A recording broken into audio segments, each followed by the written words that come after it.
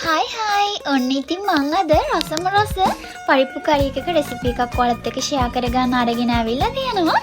මුලින්ම ඔයා තක්කාලි ගෙඩියක්, සුදු ලුණු බිකක්, අමු මිරිස් කරල් දෙකක්, ලුණු ගෙඩියක් අරගෙන හීනිවට කපලා පැත්තකින් තියාගන්න.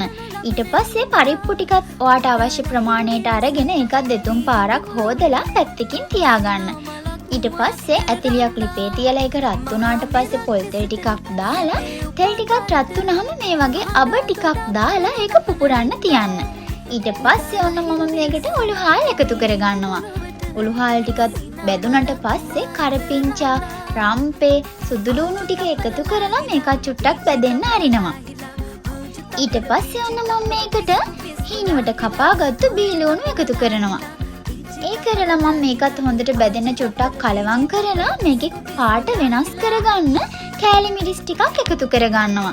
ඔයා ළඟ ගෙදර කරල් මිරිස් රතු පාටයි කරල් මිරිස් තියෙනවා නම් ඒවත් දෙකට කපලා මේකට එකතු කරගන්න පුළුවන්. ඔයා දන්නවද? පරිප්පු එකේ සුවඳ තවත් වැඩි කරගන්න ඔයාට පුළුවන් මේකට කුරුඳු පොත්තක්, එනසාල් ඇටයක් වගේ එකතු කරගන්න. මේක උයන වෙලාවට මුළු ගෙදරම මාරම සුවඳක් තමයි දැනෙන්නේ. මස් වෙනකොට එන සුවඳ වගේ. ඊට පස්සේ ඔන්න මම මේකට මිරිස් කුඩු, කහ කුඩු, තුන පහ කුඩු එකතු කරලා හොඳට කලවම් කරගන්නවා. ටිකක් වෙලා මෙහෙම බැදුනට පස්සේ මම මේ ටෙම්පරාදුවෙන් ටිකක් අරගෙන වෙනම තියාගන්නවා. ඊට පස්සේ ඔන්න මේක වෙන් කරලා තියාගෙන මම අපි හොදගත්තු පරිප්පු ටික අපේ මේ ටෙම්පරාදුව තියෙන ඇතිලියටම දාගන්නවා.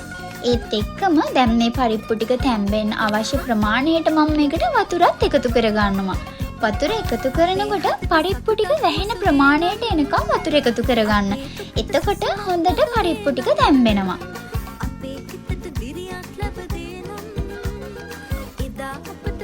ඊට පස්සේ ඔන්න මම දැන් මේක මෙහෙම වතුර දාලා හොඳට කලවම් කරලා මූඩියකින් වහලා ටික වෙලාවක් තියනවා. ඊට පස්සේ විනාඩි 10කට විතර පස්සේ මම ආයෙත් මෙහෙම ඇරලා මේක කලවම් කරලා ආයෙත් භාජනයේ වහලා හොඳට තැම්බෙන්න තියනවා.